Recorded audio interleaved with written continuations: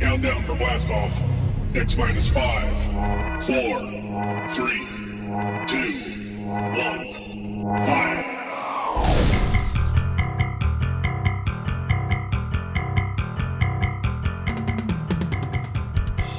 Welcome to Lord Blood-Rah's nerve-wracking theater.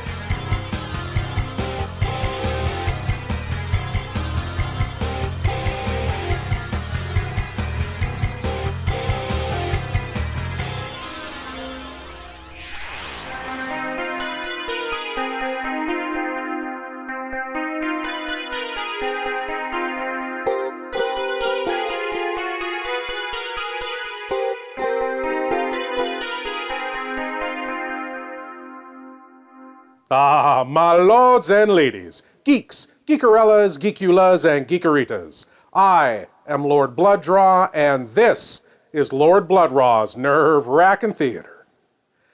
And my lords and ladies, I don't know what to say about tonight's movie that hasn't already been said. The director has wrongly been called the worst director of all time. This movie has wrongly been called the worst movie of all time, and yet it quite rightly endures as a classic. Ha ha! Tonight, from 1959, it is the B-movie masterpiece, Plan 9 from Outer Space. Ha ha! Now, my lords and ladies, this is Ed Wood's all-time best-known movie, and also Bela Lugosi's final movie. Kind of. You see, Bela died a full 3 years before this movie was released. Before it was even made, actually. You see, Ed Wood shot some random footage of Bela Lugosi in a Dracula costume, walking around a cemetery, walking in and out of a house, etc. And he later built Plan 9 around that footage. To double as Bela in some extra shots, he used his chiropractor, who was a full foot taller than Bela. Well, see if you can spot the difference. Ha ha! Without further ado, I give to you Ed Wood's masterpiece and one of my favorite movies ever. Ha ha! Here is Plan 9 from Outer Space.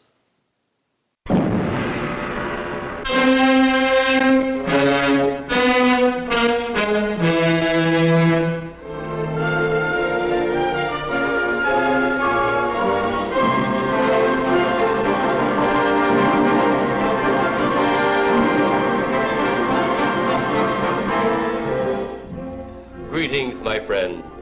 We are all interested in the future, for that is where you and I are going to spend the rest of our lives. And remember, my friend, future events such as these will affect you in the future. You are interested in the unknown, the mysterious, the unexplainable. That is why you are here. And now, for the first time, we are bringing to you the full story of what happened on that fateful day. We are giving you all the evidence based only on the secret testimony of the miserable souls who survived this terrifying ordeal. The incidents, the places. My friend, we cannot keep this a secret any longer. Let us punish the guilty. Let us reward the innocent. My friend, can your heart stand the shocking facts about grave robbers from outer space?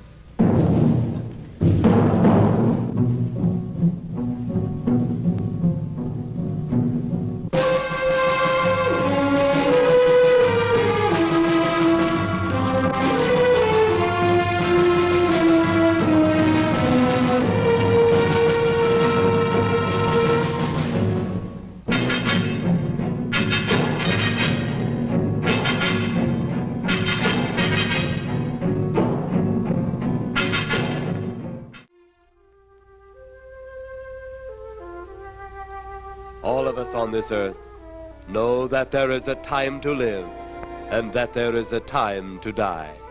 Yet death is always a shock to those left behind. It is even more of a shock when death, the proud brother, comes suddenly without warning. Just at sundown, a small group gathered in silent prayer around the newly opened grave of the beloved wife of an elderly man. Sundown of the day, yet also the sundown of the old man's heart. For the shadows of grief clouded his very reason.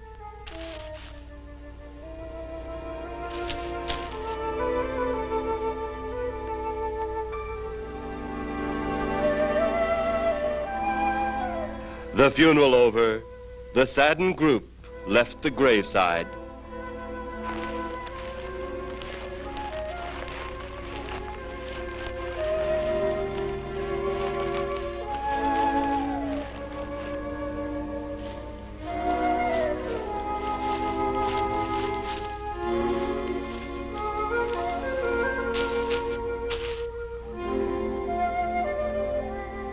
It was when the gravediggers started their task that strange things began to take place. 15-4. Yep, right on schedule. There's the old San Fernando Valley out there now. You better radio in for landing instructions, Danny. Right, Jeff. Burbank Tower, this is American Flight 812. Over. Wouldn't surprise me any if he's asleep this time of the morning. American Flight 812, this is Burbank Tower. If I were asleep, you'd never get on the ground. In your case, maybe I ought to leave you up there for good. Over. You got me that time, Mac. This is American Flight 812 requesting...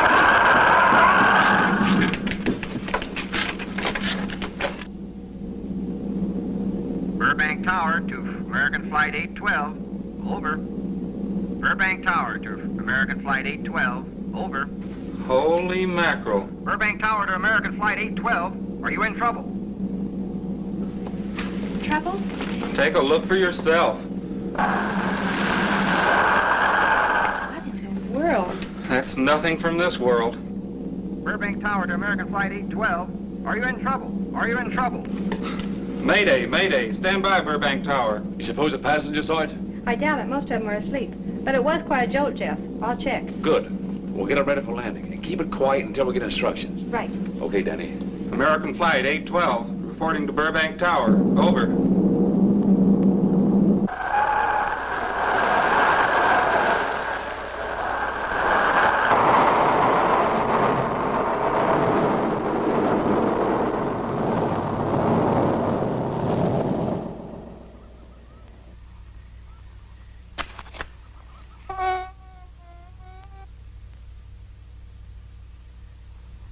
Did you hear anything? I thought it did. Don't like hearing noises, especially when there ain't supposed to be any. Yeah, sort of spooky like. Maybe we're getting old. Whatever it is, it's gone now. That's the best thing for us, too. Gone. Yeah, let's go.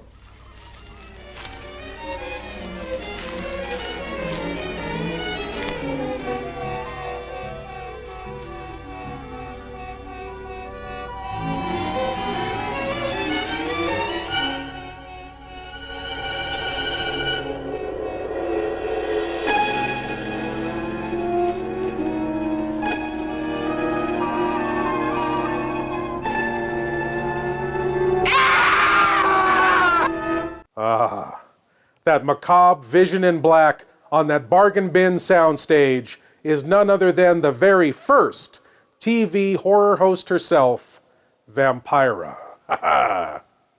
The actress who played Vampira was Mila Nurmi, and, according to legend, she found the dialogue she was to speak in this movie so ludicrous that she insisted on playing the part mute.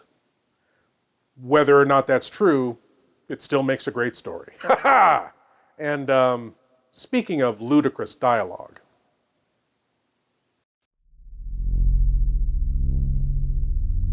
Do you love horror, science fiction, B-movies, horror hosts, old-time radio, just plain spooky stuff? Then you should sign up at patreon.com/Lord Blood-Rah. You'll be supporting the production of Lord Blood-Rah's Nerve-Wrackin Theater, presenting the best, worst, and wildest horror films ever made. Lord Blood-Rah's Nerve-Wrackin Auditorium, featuring the best of old-time radio horror. Captain Paxar's Star Cadet Hour, showing classic 1950s sci-fi shows for Star Cadets of all ages. Plus, you'll get exclusive access to bonus content like Behind the Curtains of the Nerve-Wrackin Auditorium, a deep dive into radio horror.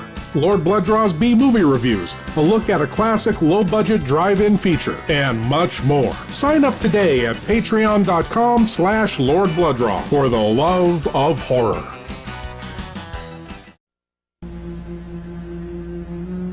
That it could happen in America.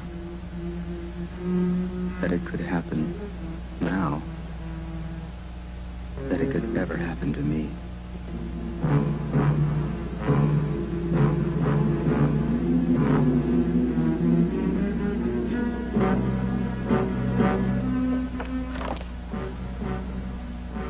Another murder tonight. At Watergate. My apartment.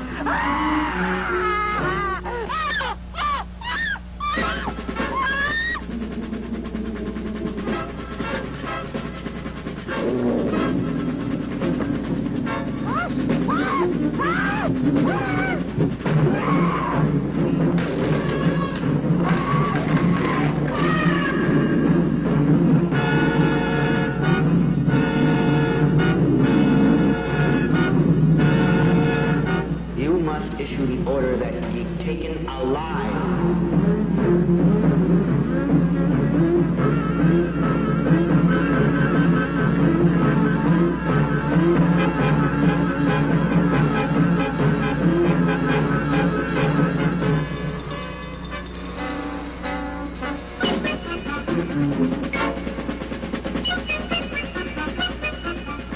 The moon hasn't risen yet. Put a guard on me.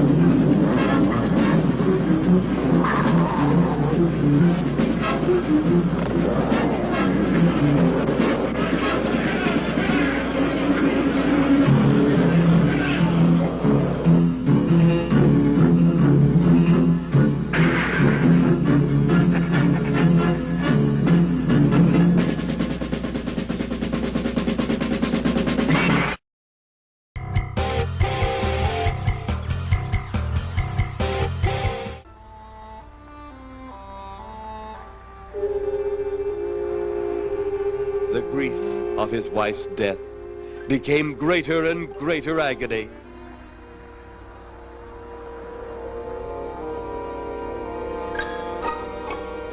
The home they had so long shared together became a tomb, a sweet memory of her joyous living. The sky to which she had once looked was now only a covering for her dead body.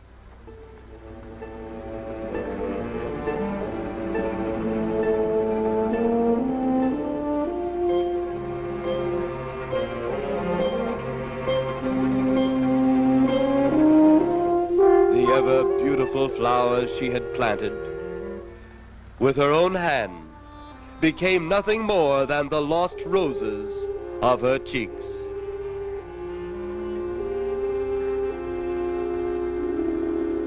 Confused by his great loss, the old man left that home, never to return again.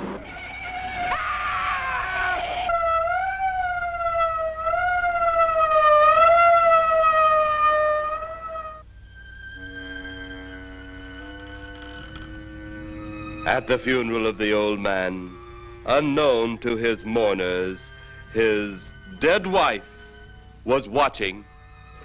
First his wife, then he. Tragic. Tell me something. Why was his wife buried in the ground and he sealed in a crypt? Something to do with family tradition, a superstition of some sort. Oh. Well, it's getting dark. Let's be on our way.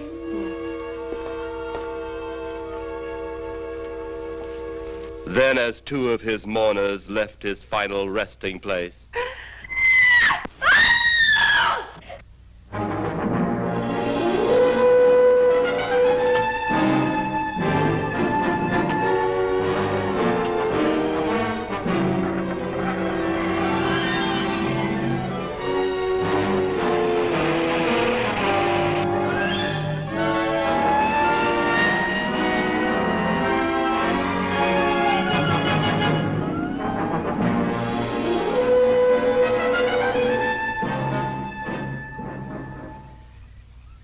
minutes later, the police, led by Inspector Daniel Clay, arrived at the scene. Who found them? The man and girl. Medical examiner been around yet? Just left. The morgue wagon ought to be along most any time. You get their statement? Yeah, much as we could. They're pretty scared. Finding a mess like this ought to make anyone frightened. Have one of the boys take the guy and the girl back to town. You take charge. Okay, Inspector. What are you going to do? Look around a little. It's pretty dark out there. Once you get beyond the range of those lights, you won't be able to see your hand in front of your face. I will get one of the flashlights from the patrol car. Okay, be careful, Clay. I'm a big boy now, Johnny. Okay.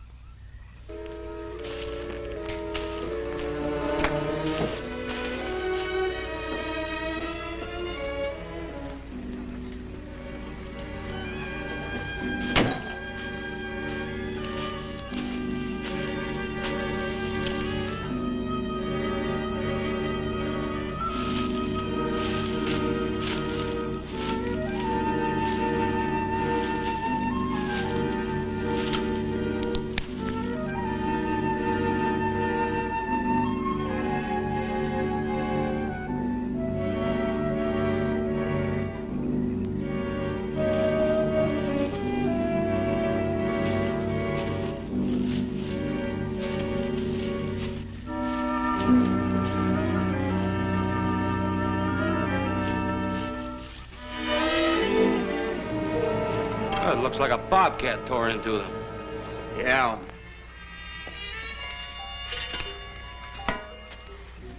Say, Lieutenant, did you get that funny odor? How could I miss it?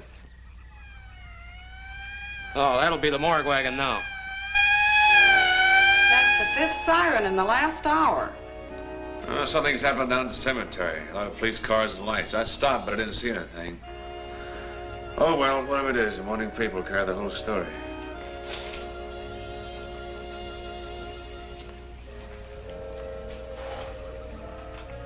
You seem to still be up there somewhere. Maybe I am. I don't think I've ever seen you in this mood before. I guess it's because I've never been in this mood before.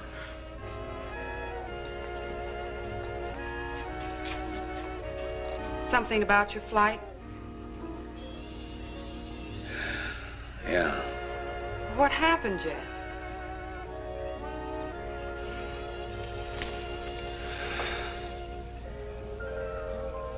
I saw a flying saucer. Saucer? You mean the kind from up there? Yeah, its counterpart. It was shaped like a huge cigar. Dan and Edith saw it, too. And when it passed over, the whole compartment lighted up with a blinding glare. Then there was a tremendous wind that practically knocked us off our course. Well, did you report it? Yeah. I radioed in immediately, and they said, we'll keep it quiet until you land. And as soon as we landed, big Army brass grabbed us and made us swear to secrecy about the whole thing. Oh, it burns me up. These things have been seen for years. They're here. It's a fact. And the public ought to know about it. There must be something more you can do about it. Only there isn't. Oh, but what's the use of making a fuss? But last night I saw a flying object that couldn't have possibly been from this planet. But I can't say a word. I'm muzzled by Army brass. I can't even admit I saw the thing.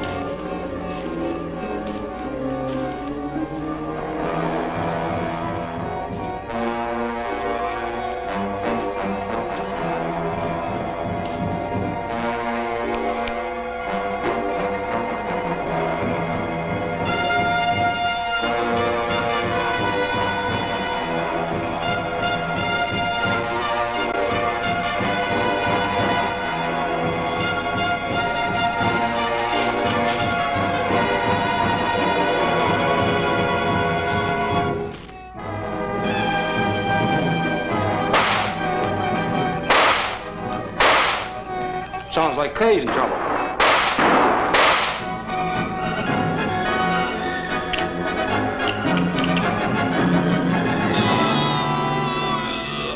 If that apparition we saw had something to do with it, come on.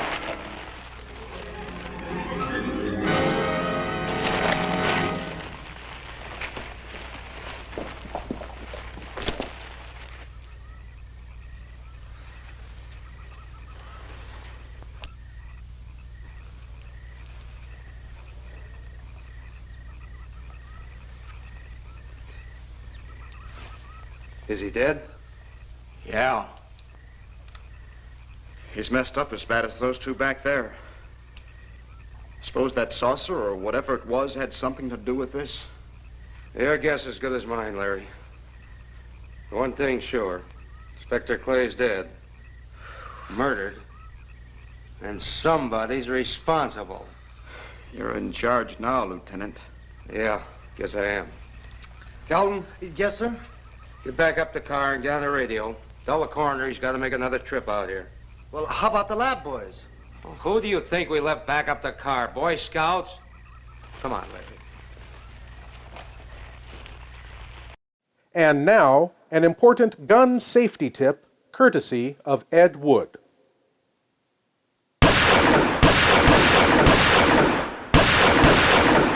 Never use your pistol as a pointer. Repeat, never use your pistol as a pointer.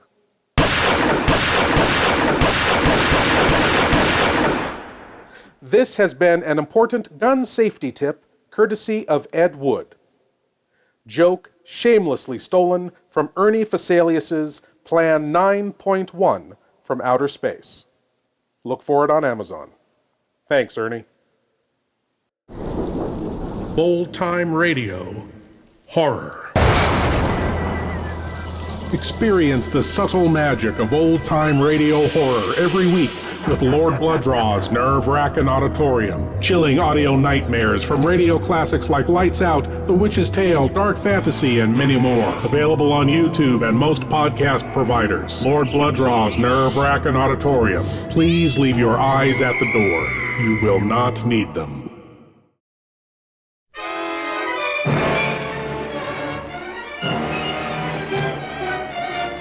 Come in. Come closer. Closer. That's right. I'm Vincent Price. You'll be just as safe in this house of fear as any of the other 5 victims murdered by the Bat.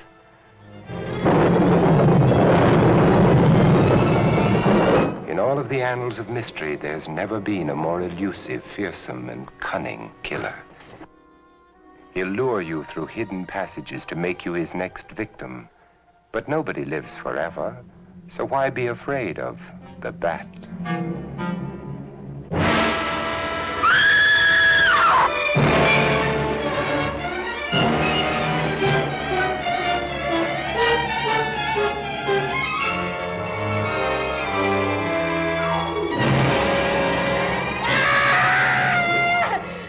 How long's he been dead? Oh, I'd say about a half an hour. You believe it was the Bat? That's a Bat's trademark. Perhaps he's still in the house. That's possible. It says here that the Bat never leaves no fingerprints. That's understandable. Having no face, he probably has no fingers either.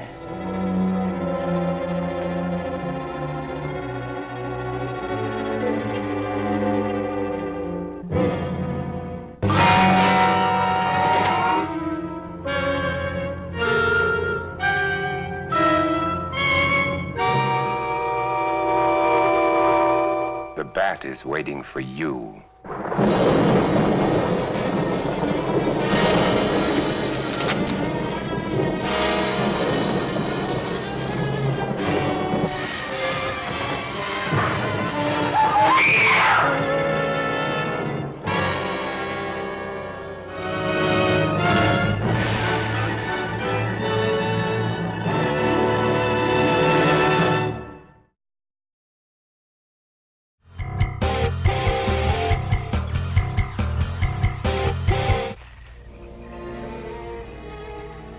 Greater love hath no man than to lay down his life for another.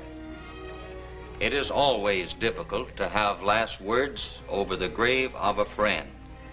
And Inspector Daniel Clay was a friend, a dear friend to me and to all of us. The bell has rung upon his great career. Now we lay him to rest. A rest well deserved, but so premature.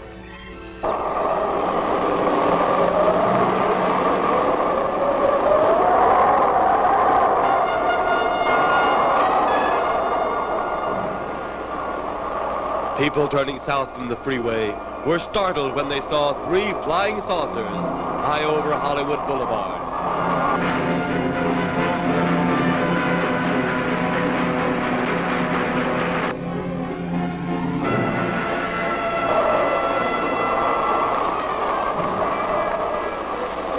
A woman, startled by the sight in the sky, telephones the police.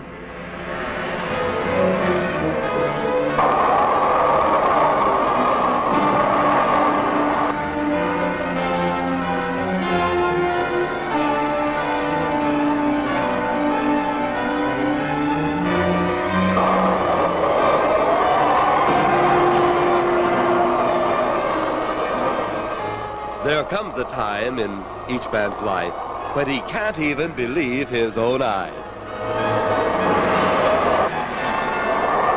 Saucers seen over Hollywood. Flying saucers seen over Washington, D.C.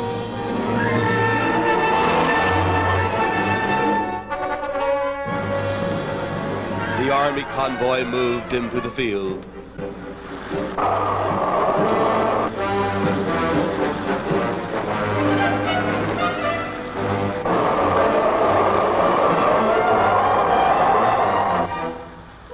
Rockets were quickly set up.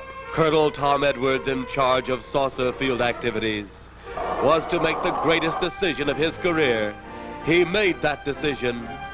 Colonel Edwards gave the signal to fire.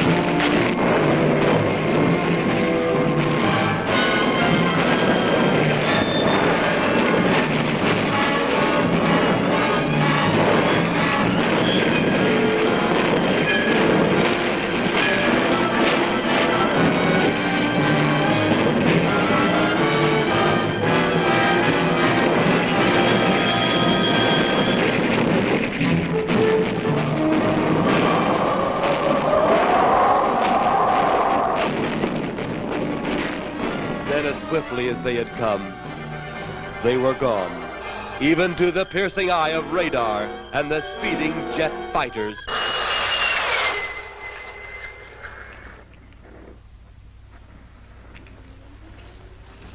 Quite a sight, wasn't it, sir? A sight I'd rather not be seeing. Are you worried about them, sir? Well, they must have a reason for their visits. Visits? Well, that would indicate visitors. The big gun's the usual way of welcoming visitors. We haven't always fired at them. Oh? For a time, we tried to contact them by radio, but no response. Then they attacked a town. A small town, I'll admit, but nevertheless a town of people. People who died. I never heard about that, sir. Well, it was covered up by the higher echelon. Take any fire, any earthquake, any major disaster. Then wonder. Flying saucers, Captain, are still a rumor. Officially. Looks like we beat them off again, sir. What do they want? Where are they from? Where are they going? They, sir? Who? Well, this is a training maneuver, sir. We only did a little practice firing at the clouds. Yeah. I wonder what their next move will be.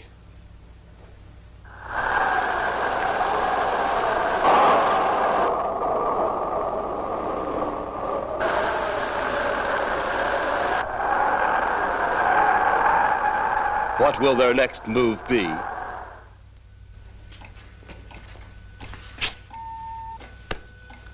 Your space commander has returned from Earth. Send him in.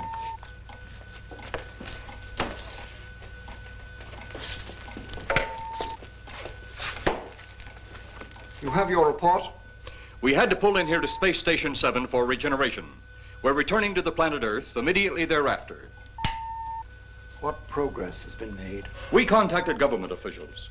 They refuse our existence. What plan will you follow now? Plan 9. It's been absolutely impossible to work through these Earth creatures. Their soul is too controlled. Plan 9. Ah, yes. Plan 9 deals with the resurrection of the dead. Long-distance electrode shot into the pineal pituitary glands of recent dead. Have you attempted any of this plan as yet? Yes, Excellency. How successful has it been? We have risen 2 so far. We shall be just as successful on more. The living, they have no suspicion of your movements? We had to dispose of 1 policeman. However, none of those risen have been seen. At least not by anyone who still remains alive. It's too bad it must be handled this way. But it must. Those who we take from the grave will lead the way for our other operations. Yes, Excellency. Continue on. Report to me in 2 Earth days.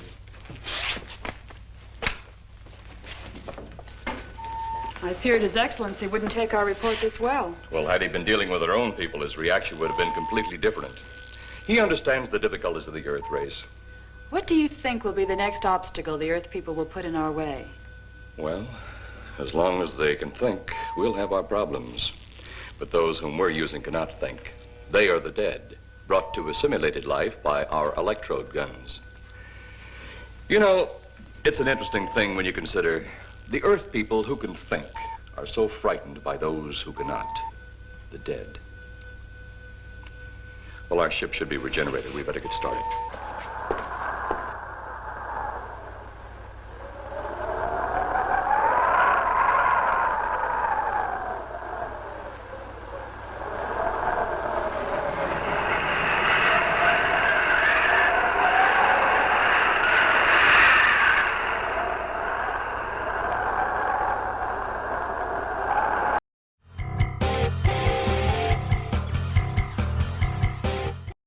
Hello, I'm Santa, and it's that time of year again. Time to shop at LordBlood-Rah.com for DVDs, T-shirts, coffee mugs, minifigures.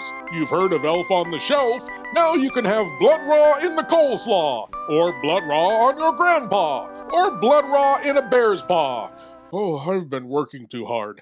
Anywho, go to LordBlood-Rah.com and click Emporium and buy something, will ya? Have a geeky Christmas. Years away, I approach your planet. The birds of the air, the animals of the forest, they shall be my ears and my eyes. And because I see your most secret acts, you will know me as the beast with 1,000,000 eyes.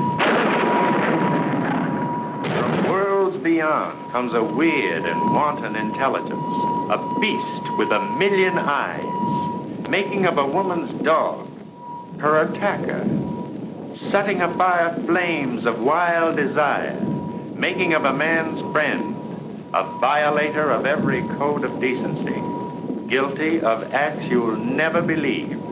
See a man fight against supernatural forces for the girl he loves. See a beast with 1,000,000 eyes control a ship from outer space. One of the most fantastic terror thrills the screen has ever brought you. See the beast with 1,000,000 eyes.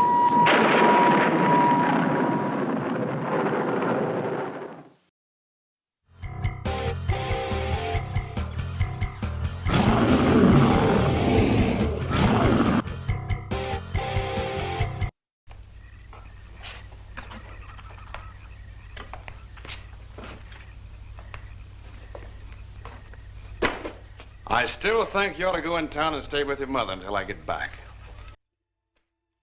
This is our home, and nothing's going to take me from it.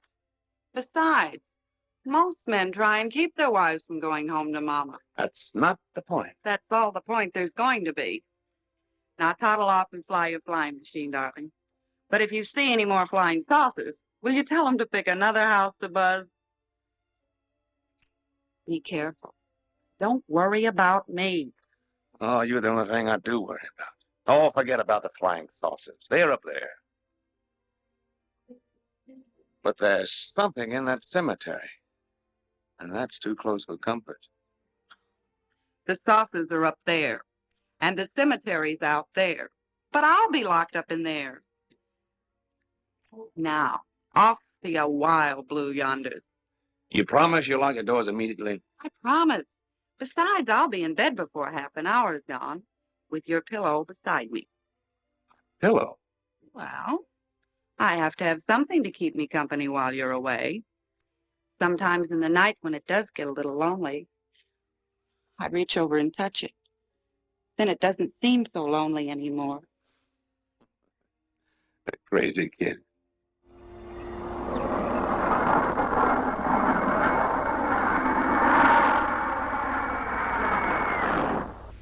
I do love you, darling.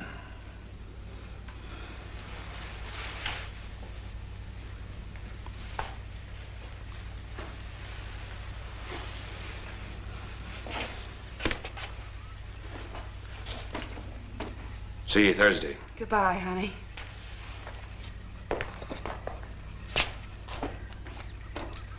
You know I'm not leaving you here until you're locked safely inside. All right, darling.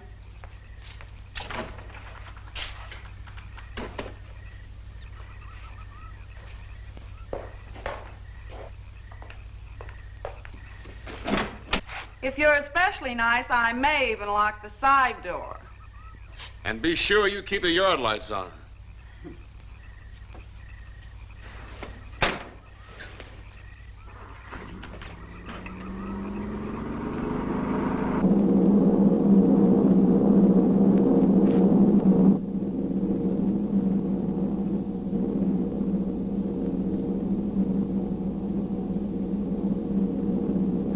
You're mighty silent this trip, Jeff. You haven't spoken 10 words since takeoff. I guess I'm preoccupied, Danny. We've got 33 passengers back there that have time to be preoccupied. Flying this flybird doesn't give you that opportunity. I guess you're right, Danny. Paula? Yeah. There's nothing wrong between you two. Oh, no, nothing like that. Just that I'm worried, she being there alone and those strange things flying over the house and those incidents in the graveyard these past few days just got me worried.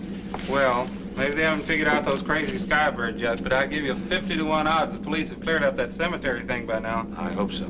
If you're really that worried, Jeff, why don't you radio in and find out? Mac should be on duty at the field by now. He could call Paul and relay the message to you. Hi, Edie. Hi, Silence. I haven't heard a word from this end of the plane since we left the field. I've just been giving himself and me a study in silence. You boys aren't feuding. No, Edie, nothing like that. Hey, Edie, how about you and me balling it up in Albuquerque? Albuquerque? Have you read that flight schedule, boy? What about it? We land in Albuquerque at 4 a.m. That's strictly a 9 o'clock town. Well, I know a friend that'll help us. Let's have the problem first. Huh, Danny? Oh, he's worried about Paula. I read about that cemetery business. I tried to get you kids not to buy too near one of those things. We get there soon enough as it is. He thought it'd be quiet and peaceful there. No doubt about that. It's quite all right, like a tomb. I'm sorry, Jeff. That was a bad joke. Say, I almost forgot what I came in here for. How's the coffee situation? That's for me. It sure wouldn't hurt anything, Edie. Okay, be right back. And say, Jeff, make that call to Mac. Nah, not only she throw cold water on my Albuquerque plan, but now she's repeating herself. How about that Albuquerque ball? I can't resist your charm, Danny boy.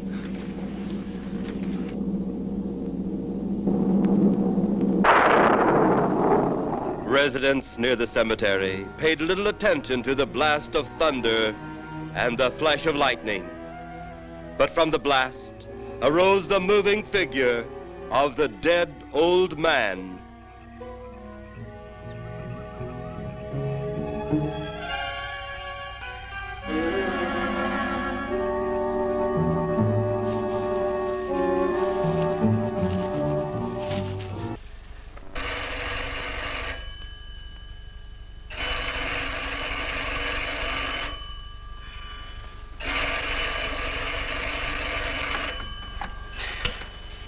Hello? Who? Mac? Well, hi, Mac.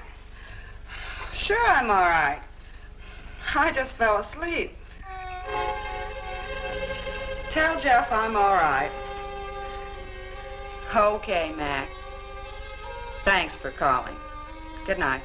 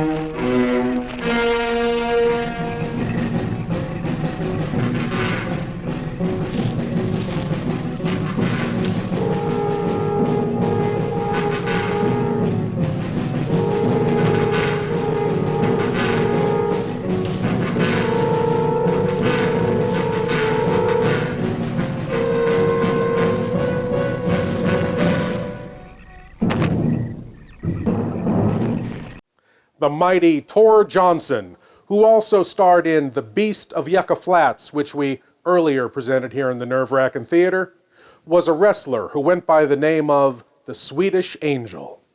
Now, besides his wrestling and appearing in this film, he's probably best known as the inspiration for a very popular Halloween mask, which is still produced and sold to this day. Ha ha!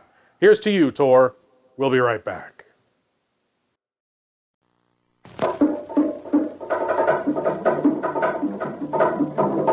Coming to this theater soon, The Beast of Yucca Flats. Filmed on the burning hot sands by Yucca Flats. See terror, panic, murder. See the Cardoza and Francis production of The Beast of Yucca Flats. See a man turn killer. See a woman ravaged. See one of the most exciting movies ever made. See The Beast of Yucca Flats.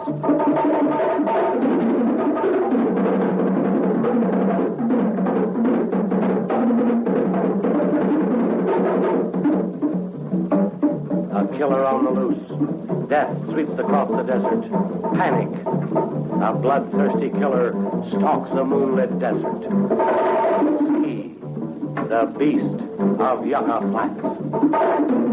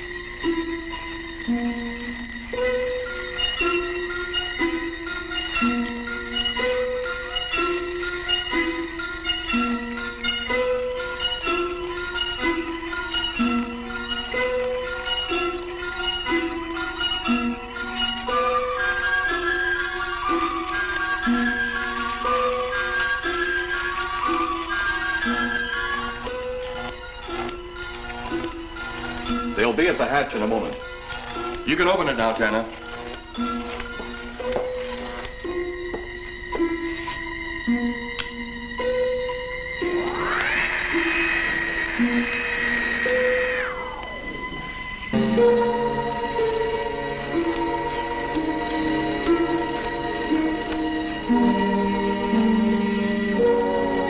Turn off the electrodes quickly. They can't tell us from anyone else.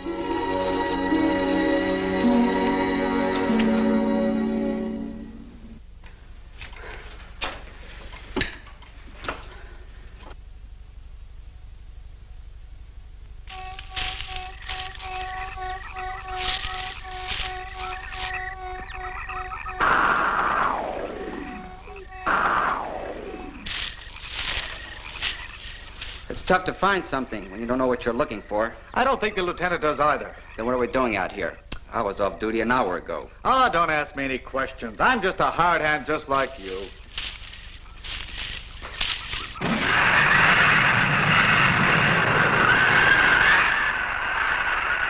What do you suppose that noise was? Whatever it was, it's no more strange than the other things happening around this cemetery. Spirits like old Farmer Caller talked about. Well, maybe. The only spirits he saw tonight were those I smelled on his breath. Well, don't forget, Miss Trent claims to have seen them, too. She didn't have anything on her breath.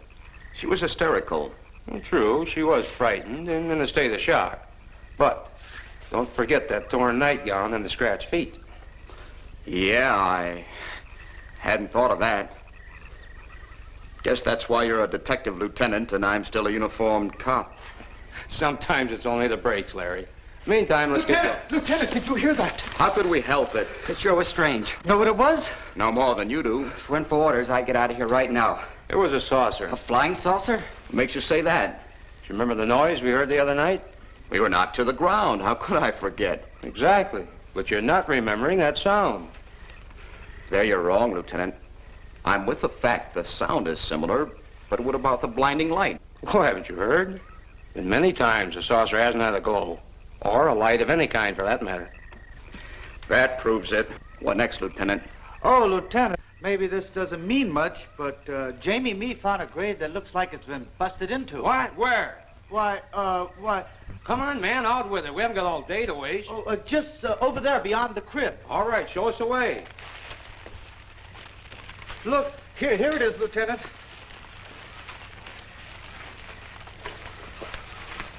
It's been broken into, all right. Strange. If someone had broken in, the dirt should be piled up here somewhere. It looks like it's fallen into the grave. Larry, you'll be out of uniform before you know it. Do we have the right to look down there, Lieutenant? Technically, no. No? Well, this spot looks familiar, though. We shouldn't investigate any further without the permission of next of kin. Let's go get it. How? I see what you mean. The gravestone's down there. Well, let's go down and find out whose grave it is. How? By going down and finding out. Are you sure you mean that, Lieutenant? If I didn't mean it, I wouldn't have said it. Scared? Well, why do I always get hooked up with these spook details? Monsters, graves, bodies. Oh, all right.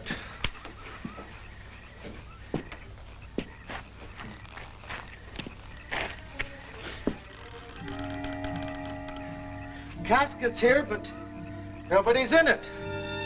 Can you read the name on the casket? It's too dark. Give me a flashlight. How about a match? We sure could try it. Let me have them. Okay.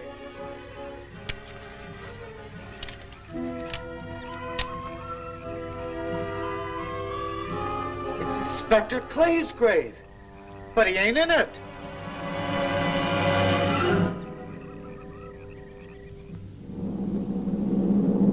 But meanwhile, at the Pentagon in Washington, D.C.,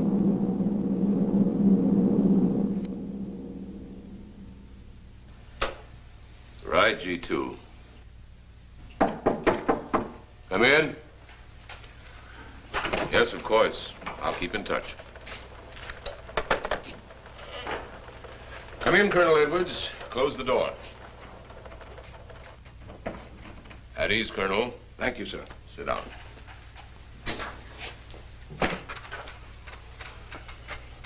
I understand, Colonel, you've been on tap for many of our saucer attacks. I'm in charge of field operations, sir. You believe there are such things as flying saucers, Colonel? Yes, sir. You've seen them? Yes, sir. You realize there's a government directive stating that there is no such thing as a flying saucer? Yes, sir. You stand by your statement that you've seen flying saucers? Well, yes, sir. This could mean a court-martial, admitting this against direct orders. General Roberts, may I speak freely? You may. How could I hope to hold down my command if I didn't believe in what I saw and shot at? I like you, Colonel. Thank you, sir.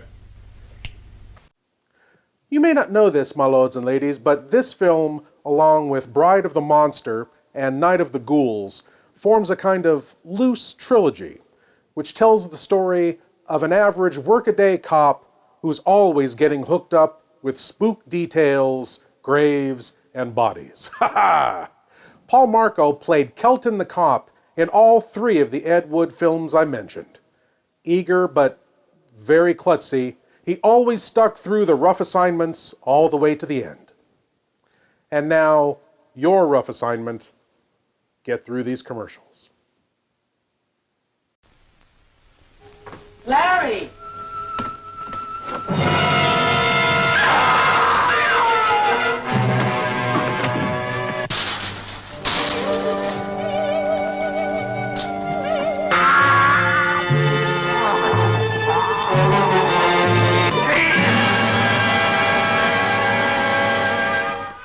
From the exotic geisha houses of Tokyo to the back alleys of the Ginza Strip comes the terrifying news of a fiendish creature that threatens to destroy all who stand in his way. This is the frightening story of an American reporter in Tokyo who unwittingly became the victim of a shocking scientific experiment that turned him into a horrible mutant, half man, half monster, the Manster.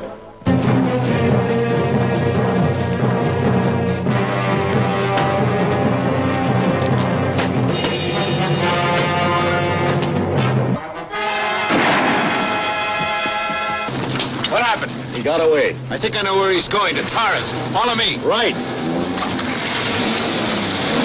There's panic in the streets as the unheard of terror of a half man, half monster runs wild through the city. There he goes! Don't miss The Manster, a genuine thriller in the most frightening sense of the word.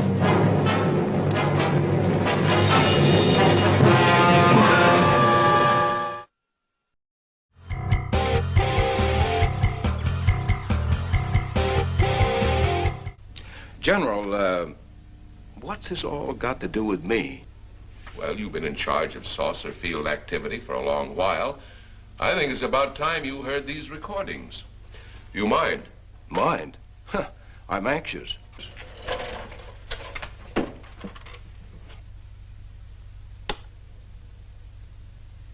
This is Eros, a space soldier from a planet of your galaxy. I fully realize our language differences. However, I also know you finally have perfected the dictorobotery, or as you on Earth call it, the language computer. So you can now understand that which I speak. Since the beginning of your time, we have been far beyond your planet. It has taken you centuries to even grasp what we developed eons of your years ago. Do you still believe it impossible we exist? You didn't actually think you were the only inhabited planet in the universe. How can any race be so stupid? Permit me to set your mind at ease. We do not want to conquer your planet, only save it. We could have destroyed it long ago if that had been our aim. Our principal purpose is friendly. I admit we have had to take certain means which you might refer to as criminal. But that is because of your big guns, which have destroyed some of our representatives. If you persist in denying us our landings, then we must only accept that you do not want us on friendly terms. We then have no alternative but to destroy you before you destroy us. With your ancient, juvenile minds, you have developed explosives too fast for your minds to conceive what you are doing. You are on the verge of destroying the entire universe. We are a part of that universe. This is our last...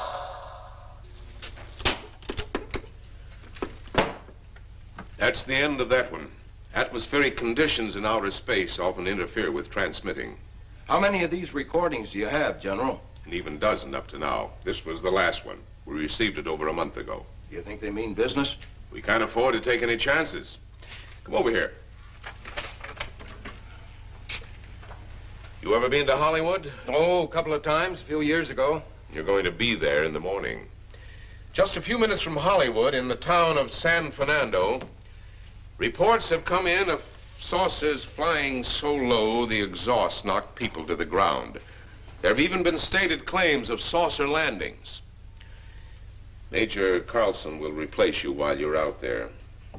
You're the best man for the job of attempting to contact them. Find them, Colonel. See what in hell it is they want. All right, sir.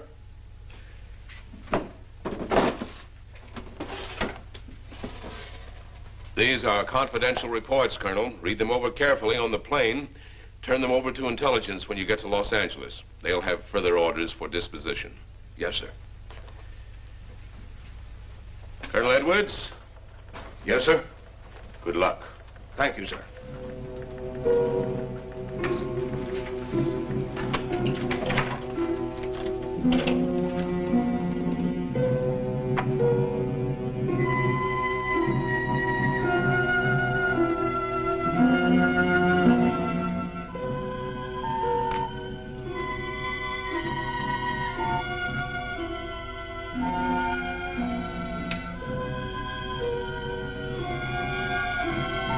We are ready to report, Excellency. You are many days late. It was unavoidable. We tried to transmit via televisor, but atmospheric conditions made transmission impossible. You should have transmitted as soon as conditions permitted. I thought time was of the essence. Suspicion has fallen upon our movements. Our ships have been viewed near the point of operations. And what has this added time gained, Eros? We have successfully risen 3 of the dead ones. Permit me to see one. Bring in the big one. Use your small electrode gun.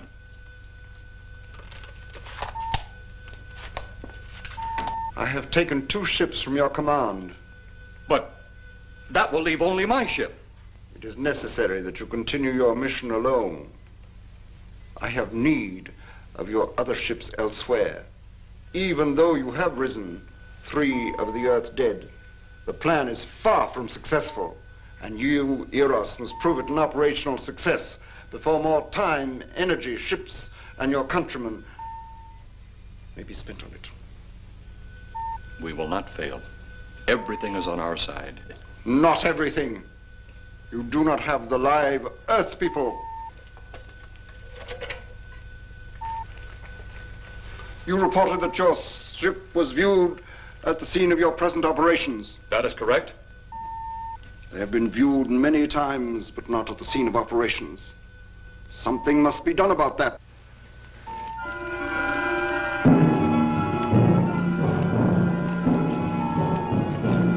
Stop him, Tanner. He's close enough. Turn off your electrode gun. No! No! Stop him, Tanner! I can't get it. It's jammed. Stop him, you fool! Drop the gun to the floor, Tanner. The metal will break contact.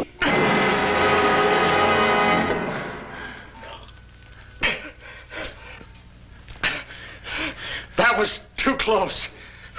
Yes.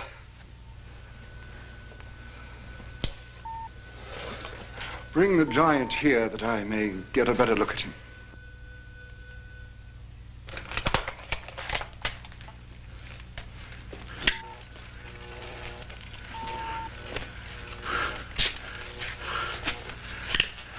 Yes, he's a fine specimen. Are they all this powerful on planet Earth? This one is an exception, Excellency. What are the other two like? One is a woman, the other an old man. An old man, you say? Yes, Excellency. This gives me a plan. Put the big one away. Pick up your electrode gun. Make sure it's in working order before pointing it at him.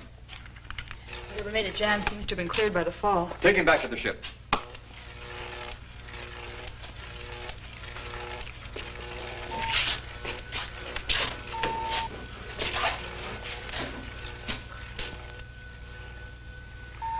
The old one must be sacrificed. Re-land on Earth. Send the old one to enter a dwelling. Then cut the electrokinetic and turn on your ship's decomposure ray. The result will astound those watching. Astound them enough to delay their intention until you have gained your other recruits from the cemetery. Yes, Excellency. It'll be done. Report to me when this has been accomplished.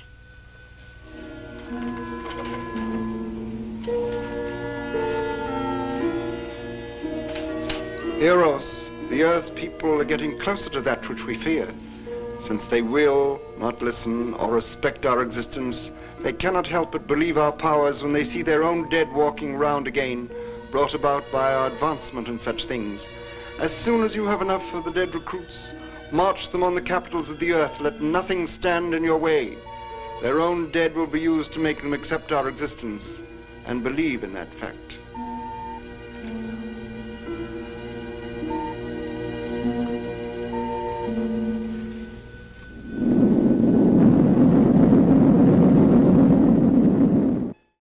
You know, my lords and ladies, there are a lot of legends associated with this film, and many of them are not true. For instance, for a long time it was said that the flying saucers in the film were nothing but painted pie pans stapled together. Just looking at them, you can tell that that's not the case. The flying saucers Ed actually used in the film were commercially available flying saucer model kits that were available in any toy store or drugstore in the 1950s. The flying saucer model kit was originally made by the Lindbergh Company, but it's since been reissued many times and is still available today. So be sure to be the first on your block to get your Plan 9 flying saucer model kit today, kids. Eros and Tana not included.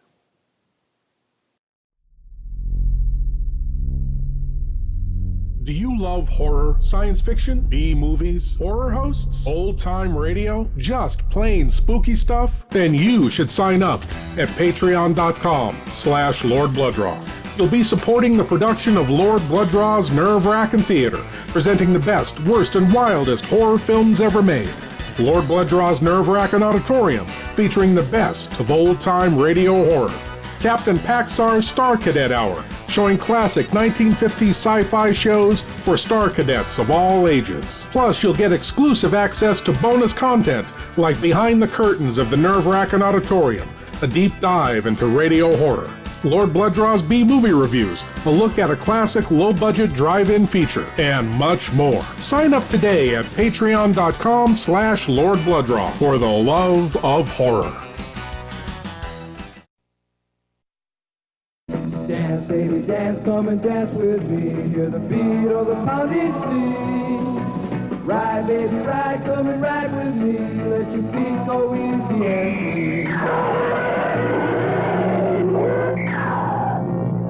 What do you make of this? Where does the other end go? It dumps into the ocean. It looks exactly like the South American Fantigua fish. I hope you can take one alive, Sheriff. I still believe that a human clawed that girl to death. The Beach Girls and the Monster, starring John Hall, Sue Casey, and the glamorous Watusi dancing girls from Hollywood's famed Whiskey A Go-Go nightclub. Music by Frank Sinatra Jr. You got a monster in the surf. Yeah, yeah. Chicks, do you have a problem? You won't have after you meet the monster on the beach. If you see this ghoul, play it cool. Beauty beauties in bikinis, laughing, singing, surfing, sinning. Beach party lovers making hey hey in the moonlight while the monster waits and watches. Yeah. This one will kill you.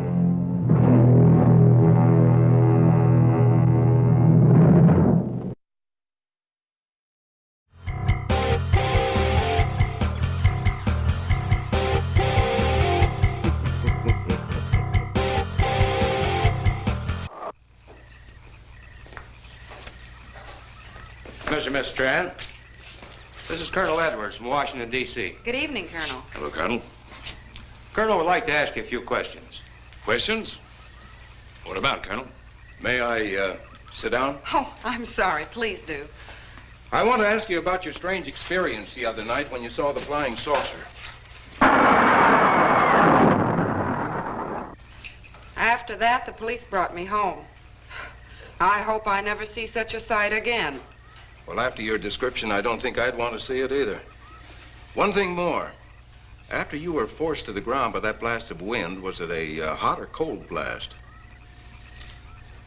It's kind of hard to explain. It wasn't hot, wasn't cold. It was just a terrific force. We couldn't get off the ground. The light blinded me so badly, I couldn't see a thing. We could only feel the pressure of the wind until it was gone. When the glare left us, we could see a glowing ball disappearing off in the distance. Which way? Toward the cemetery.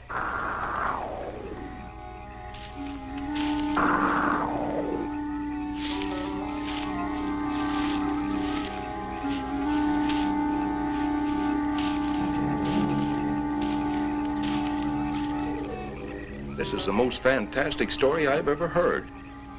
And every word of it's true, too. That's the fantastic part of it. Colonel, we found a lot of suspicious things out in that cemetery. But then again, didn't find anything to base a fact or suspicion on. Hey, do you hear anything?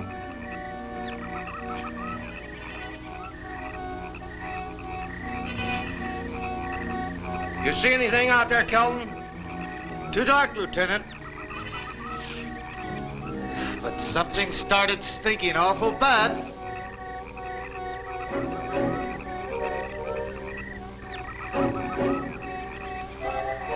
There's something out there.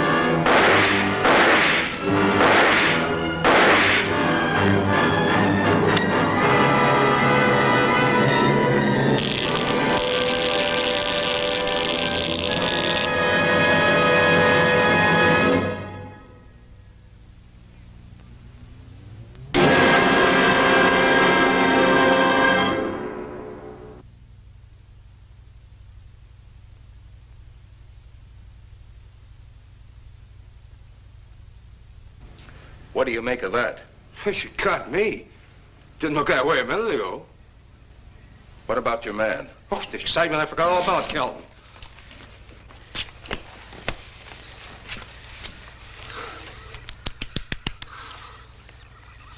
He'll be all right in a few minutes. Did you see that thing? Did you get it? We got it. What was it? It didn't fall. I fired every bullet I had. So did I. I don't know what it was or what happened. But unless that bag of bones over there can reassemble itself, it's out of the running now.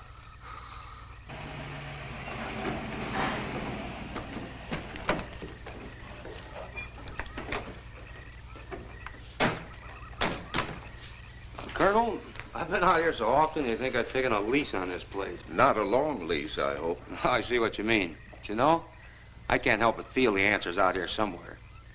Is the girl safe?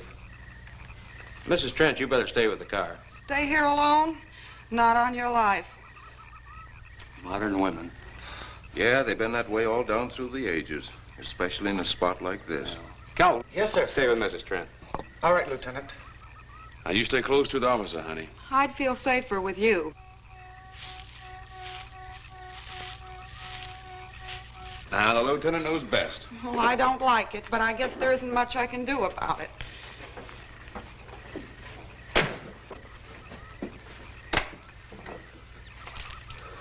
You have a gun? No. You know how to use one? After 4 years in the Marine Corps? Here. You think we'll need these? You never tell. Let's get going.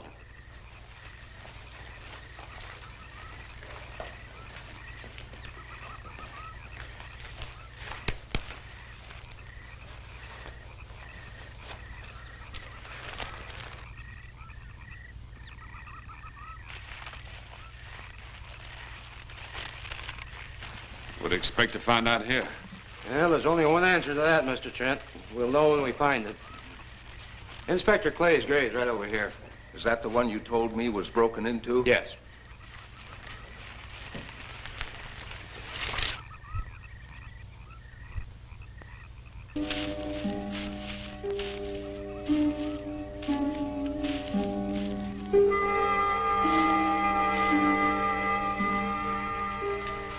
This it? Yeah. Looks to me like someone had broken out instead of in. I figured that, but that's impossible. I wonder. Look, Colonel, some things just can't happen. Yeah, well, after that apparition that was draped across Mr. Trent's patio, I would say we should keep our minds open to anything. Look, Colonel, I'm a policeman. I've got to deal in facts. But I guess I'll have to go along with you. You know, I'll bet my badge right now we haven't seen the last of those weirdies.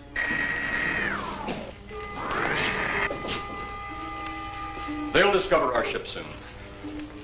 You going to let them find us? It's the only way. These are the same men who have been so close so often.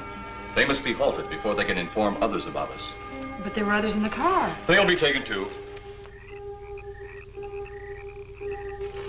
Send the big one for the girl and the policeman. I'll turn on the dictorobatary so we may converse with them.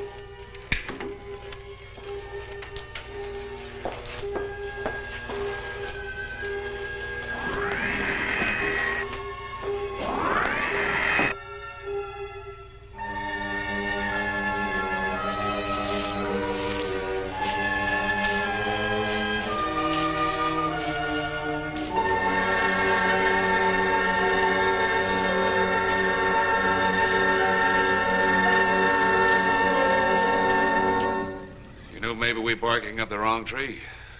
One thing a policeman learns, Mr. Trent, is patience. Where's that burn spot you mentioned? Right over there. Look.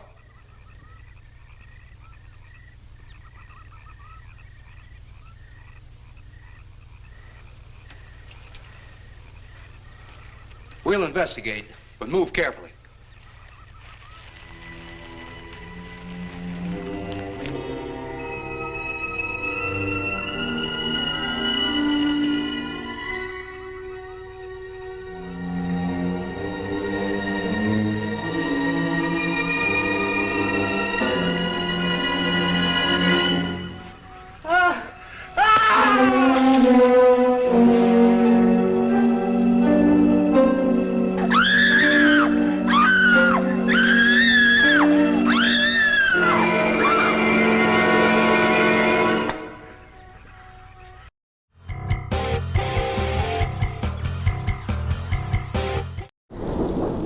Old-time radio horror.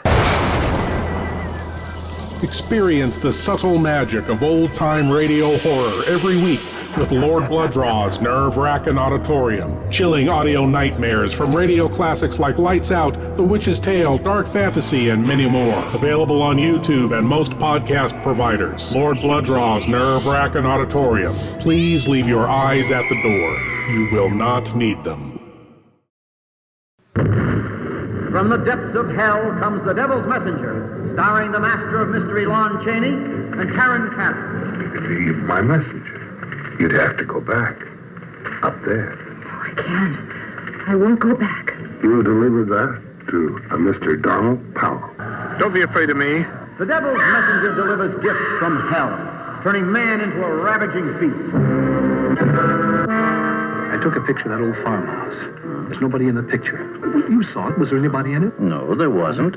Somebody has come out of that house, and they're coming toward me. Back from the dead, his lovely victim seeks revenge for her horrible death at the hands of a man driven mad by a gift from hell. Trapped in her icy tomb until the Devil's Messenger exposed her nakedness in her crystal prison. Now let's get down to here. She becomes the object of a scientist's lust. His consuming desire for her drives him to commit murder to keep her for himself. Not since Eve received the apple have gifts inflicted such unnatural consequences.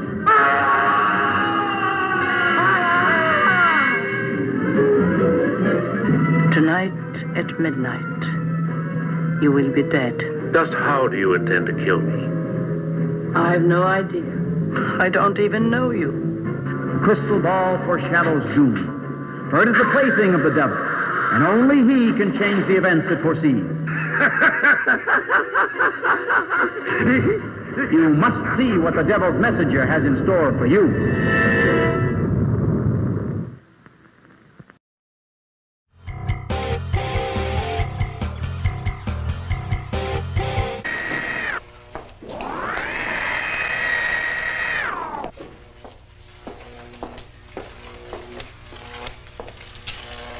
They're just outside.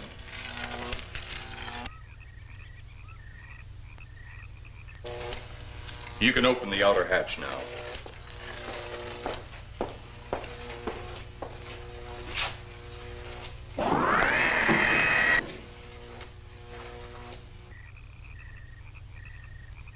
Look out! You going in that thing? That's what we're here for. I don't know. The way these things speed around, we might just get in there and off it goes. That's a chance we take. Well, I took a chance on those earlier airplanes. Might just as well see what the inside of one of these looks like. Got your guns ready? I'll tell you one thing. If a little green man pops out of me, I'm shooting first and asking questions later.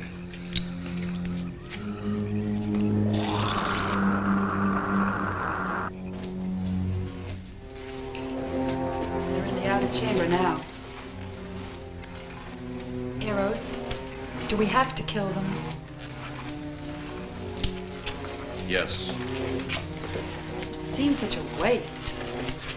Well, wouldn't it be better to kill a few now than, with their meddling, permit them to destroy the entire universe? You were always right, Eros. Of course. But those are not my words. Those are the words of the ruler.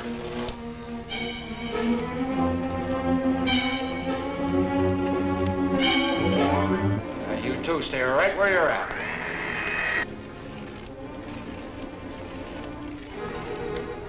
We will do as you command. For the moment. No for the moment about it. You just do as I tell you.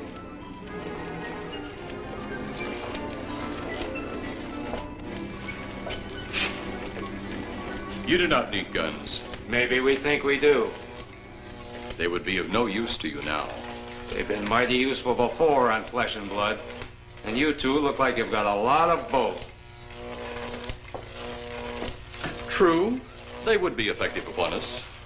If you were to have the opportunity to use them... Mister, if you don't get away from that control board, I'll show you just how effective they can be. Shall we talk now or wait? Your friends will be here shortly. What friends? Those you left at the vehicle.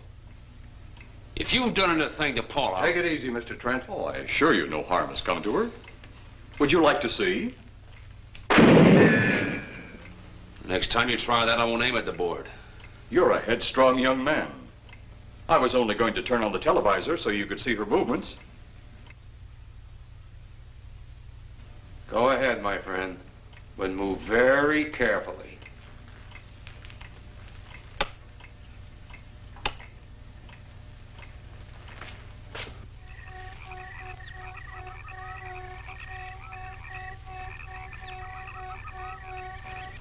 She's only fainted. You fiend. I? A fiend? I am a soldier of our planet. I? A fiend? We did not come here as enemies. We came only with friendly intentions, to talk, to ask your aid. Our aid? Yes, your aid for the whole universe. But your governments of Earth refused even to accept our existence. Even though you've seen us, heard our messages, you still refuse to accept us. Why is it so important that you want to contact the governments of our Earth? Because of death. Because all you of Earth are idiots. Now, you just hold on, Buster. No, you hold on. First was your firecracker, a harmless explosive. Then your hand grenade. They began to kill your own people a few at a time. Then the bomb. Then a larger bomb. Many people are killed at one time. Then your scientists stumbled upon the atom bomb. Split the atom. Then the hydrogen bomb, where you actually explode the air itself. Now you can brings the total destruction of the entire universe served by our sun. The only explosion left is the solar night. Why, there's no such thing. Perhaps to you, but we've known it for centuries. Your scientists will stumble upon it as they have all the others. But the juvenile minds which you possess will not comprehend its strength until it's too late. You're way above our heads. The solar night is a way to explode the actual particles of sunlight. Why, that's impossible. Even now, your scientists are working on a way to harness the sun's rays. The rays of sunlight are minute particles. Is it so far from your imagination they cannot do as I have suggested? Why, a particle of sunlight can't even be seen or measured. Can you see or measure an atom? Yet you can explode one. A ray of sunlight is made up of many atoms. So what if we do develop this solar night bomb? We'd be even a stronger nation than now. Stronger. You see? You see? Your stupid minds. Stupid! Stupid! That's all I'm taking from you. Get back here, you jerk! Let him finish.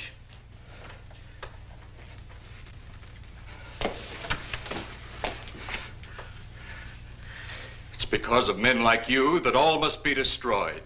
Headstrong, violent, no use of the mind God gave you. You talk of God? You also think it impossible that we too might think of God? You, who wear the uniform of your country. You see, I wear the uniform of my country. Yes, we've had to use drastic means to get to you, but you left us no alternative. When you have the solar night, you have nothing. Nor does the universe. You speak of solar night, but just what is it?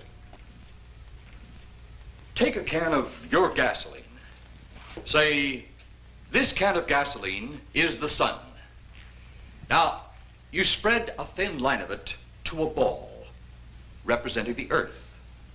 Now, the gasoline represents the sunlight, the sun particles. Here we saturate the ball with the gasoline, the sunlight. Then we put a flame to the ball. The flame will speedily travel around the earth, back along the line of gasoline to the can, or the sun itself. It will explode this source and spread to every place that gasoline, our sunlight, touches. Explode the sunlight here, gentlemen. You explode the universe. Explode the sunlight here, and a chain reaction will occur direct to the sun itself and to all the planets that sunlight touches, to every planet in the universe. This is why you must be stopped. This is why any means must be used to stop you. In a friendly manner, or as it seems, you want it. He's mad. Mad? Is it mad that you destroy other people to save yourselves? You have done this. Is it mad that one country must destroy another to save themselves? You have also done this. How then is it mad that one planet must destroy another who threatens the very existence? That's enough! In my land, women are for advancing the race, not for fighting man's battle.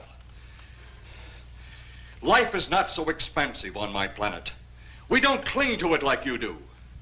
Our entire aim is for the development of our planet. Assume the position and open your minds wide. It's time for your cranial cavity search. Yes, my lords and ladies, the cranial cavity search. Here's a chance for you great geeks out there to prove your geek cred by showing what you know. And tonight's cranial cavity search question is: Ed Wood, besides being a very unique filmmaker, also led a fascinating life. Which of these statements is true about Ed Wood? A. He was a submarine commander in World War II. B. He was best friends with Albert Einstein. C. He was the fastest typist in New York State in 1943. Or D. He invented latex makeup appliances. Which of these statements is true about the great Ed Wood? Meditate on these commercials, and the answer may come to you.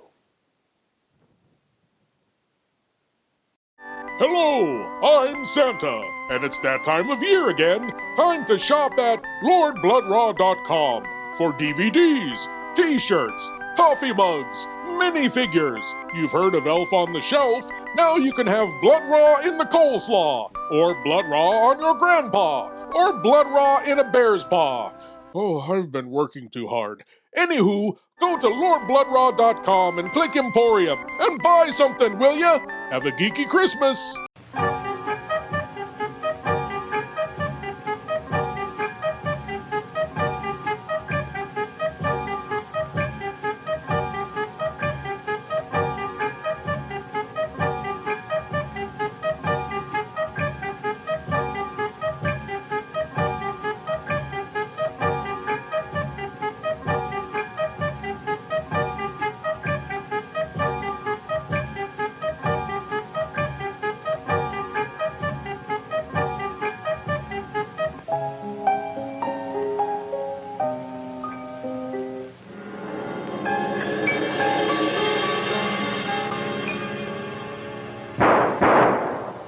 Ha-ha! And the answer to tonight's cranial cavity search question: which of these statements was true about the great Ed Wood? It was C. He was the fastest typist in New York State in 1943. Ha-ha! Yes, my lords and ladies, supposedly he was a lightning-fast typist, which I believe led to the stream of consciousness quality of his scripts. Words went from his brain straight onto the page at lightning-fast speeds, without logic or reason ever getting in the way. Ha-ha! But now, my lords and ladies, on to the conclusion of Plan 9 from Outer Space, as Earth's fate hangs in the balance.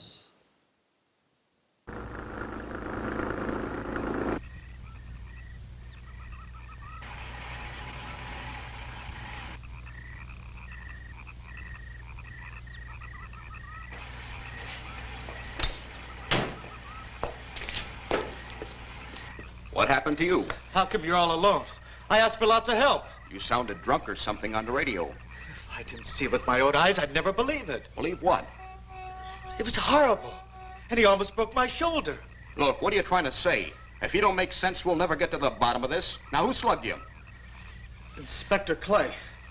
What? It was Clay, all right. Only not like we remembered him. Well, his way was busted into, wasn't it? Next, you'll tell me you saw skeletons. We did, earlier. Now I know you're off your rocker. All of us saw it. The lieutenant, the colonel, everybody. Where's the lieutenant now? We've got to find him. Mr. Trent is gone. I was left here to guard her. But Clay showed up and put me out of the running. And the second time tonight, and I'm getting darn tired of it. Which way were they going? Off that way. Come on.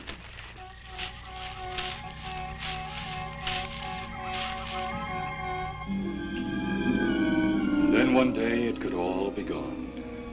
One big puff of smoke and ball of fire. All that out there. The stars, the planets, all just an empty void. You two had better come along with us. Come with you? Where? The police station.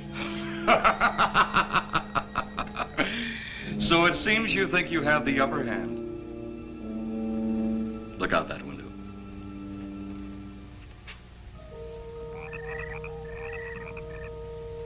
Jeff.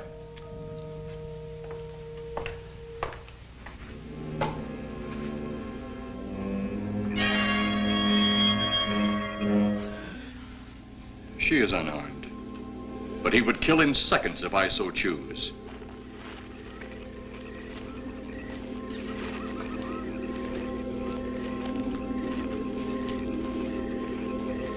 Holy cow!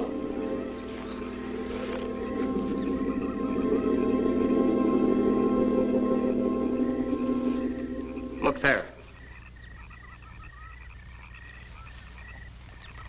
It's Clay, all right. There's no mistaking that. And he's got Mrs. Trent. Get your gun ready. From all I've seen tonight, guns won't do any good.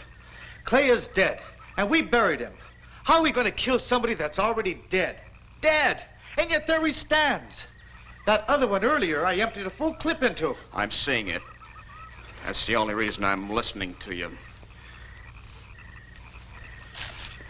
Look, I've got an idea.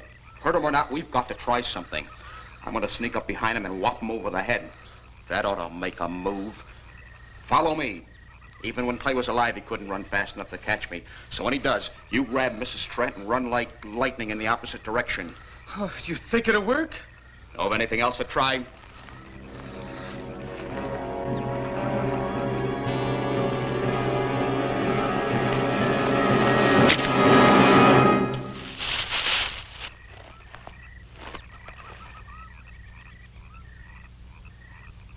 Oh, I'll be all right. Take care of the others. Your men have felled the big one. This could only happen because the electrode ray is off. He'll walk again when I turn it on. Hold it. Right there. Suppose the lieutenant and the others are in that thing. Well, supposing there are Martians or something in there.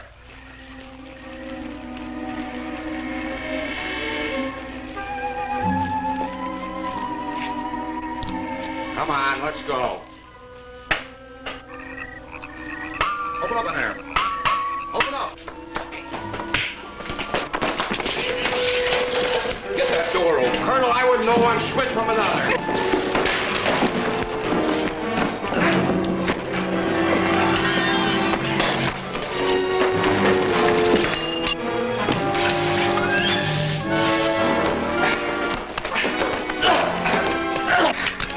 Hold on to him, Eros. I'll have the ship in the air in a minute.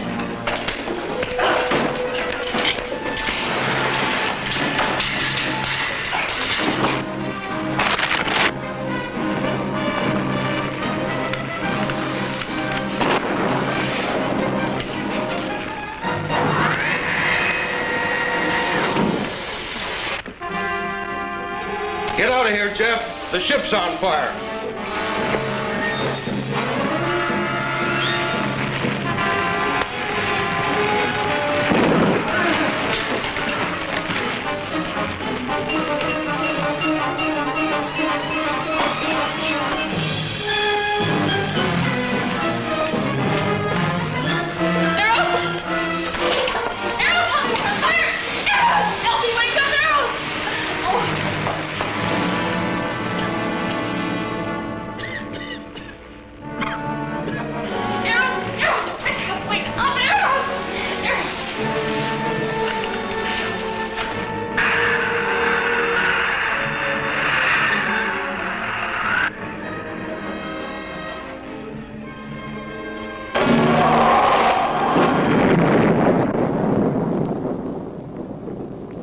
My friend, you have seen this incident based on sworn testimony. Can you prove that it didn't happen? Perhaps on your way home, someone will pass you in the dark, and you will never know it, for they will be from outer space. Many scientists believe that another world is watching us this moment. We once laughed at the horseless carriage, the airplane, the telephone, the electric light, vitamins, radio, and even television. And now some of us laugh at outer space.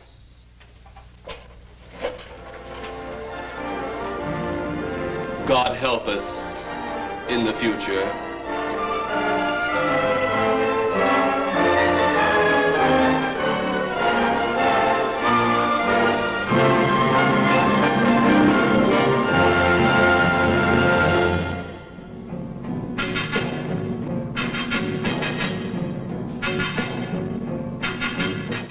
Ah, yes, God, help us in the future. Ha ha! The amazing Criswell there, telling it like it is.